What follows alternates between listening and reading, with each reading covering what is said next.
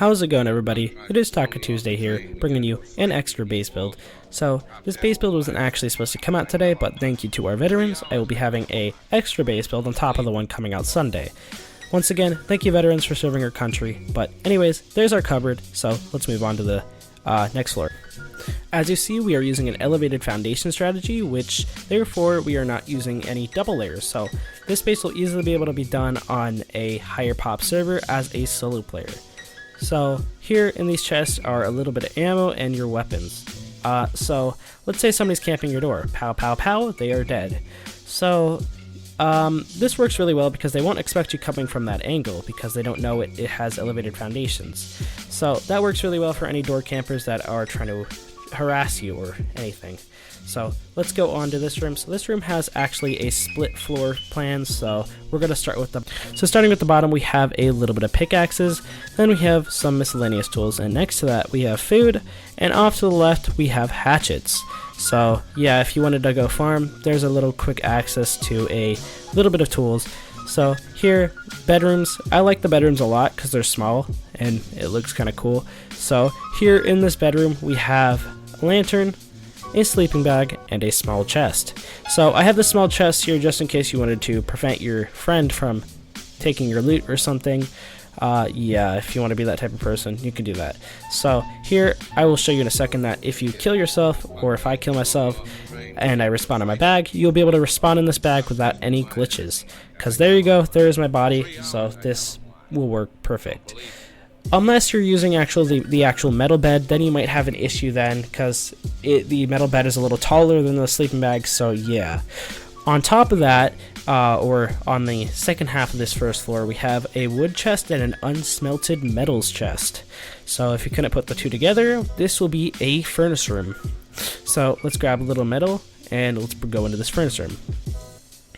So this furnace room consists of 6 furnaces, and they stick through the actual floor of this, just because I want it to be a little more spacious and not so dense and compact, because I want to have a little more room when I'm smelting. And yeah, so here I'm just showing you that the smelting works through the actual flooring, and it works perfectly. Here, working again. So let's head on up to our second and third floor, which contains our repair bench and our loot room. So here off to our right is our repair bench. So the reason why I included a repair bench is because these are actually really useful for solo play, because let's say you have a broken Thompson. Rather than making an entire new Thompson, why not just repair the old Thompson? Saves a lot of high quality and overall is just cheaper. So let's close these gates really quickly and let's head off into our loot room. So our loot room consists of a lot of chests because I don't know, when I see solo bases, they tend to only have 1 to 2 chests, and when you only have 1 to 2 chests and you fill those 2 chests up, then how are you going to expand? The base is too small. You can't really do much, so you're going to have to throw stuff out. That's why I included a lot of chests. Actually, in fact, this base has 20 large chests in it. So there we go. So up here, this is our roof. Our roof isn't really that, impressive. I didn't want to have it too incredible, you know what I mean. But I wanted it just enough so if anybody's harassing you, you could take them out. So obviously I did this just so I can get into my expansion part of the video, which I'll talk about in a second. But yeah, here water barrels shooting through. You can easily shoot somebody if they're harassing you. I do not advise actually roof camping with solo bases because that'll increase tension with you and whoever is gonna raid you, so you don't want to do that. So anyways guys, let's move on to the remaining parts of the video. Alright, so I do not have any pros and cons of the base, but I do have facts, because it is a solo base and I don't need to add any, blah blah blah. So the approximate cost of the base is 18,000 stone, which is actually really cheap. That's, I don't know, about 20 minutes of farming, a good 20 minutes if you're in a good area. The cost of the actual doors of the base is about 4,000 metal, so that's not that expensive either, but you still will need to spend a little bit of time smelting, and you do have 6 furnaces, so that will help a lot. 20 large chest, it's a little bit bigger than a 2x2, so it's kind of small, and it takes about 9 minutes to build. So I have tested it. That's what I went by the footage that I recorded it with. I didn't use no clip or anything, so yeah. I have one more point that I have to talk about before I get right into the actual base tutorial, so let's get to that. So we're going to talk about expansion when it comes to solo play. So expanding your base is going to be the most important thing when it comes to your wipe, because once you stop expanding is when you stop getting stronger, because once you think about it, when your base stops getting bigger, your base stops getting stronger. So here I'm just showing you can use high walls and foundations to make your base stronger.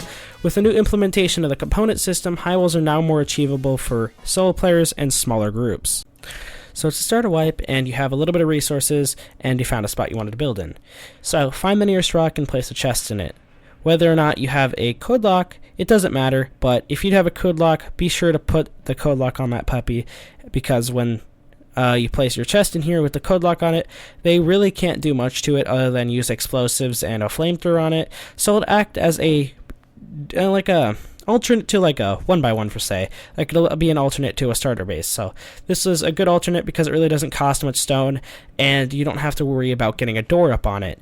And so I think it's much better, and you can have it near where you're going to set up. So once you're done with that, let's move on. Alrighty everybody, so time for base building. So I'm not going to commentate through this entire thing. Honestly, I'm just going to leave it as an entire time-lapse clip. Hopefully you guys will be able to still follow along. If you need any specific help with a certain part, be sure to comment or slow down the video using the gear icon in the bottom right. So yeah, like and subscribe if you haven't already, guys, and peace.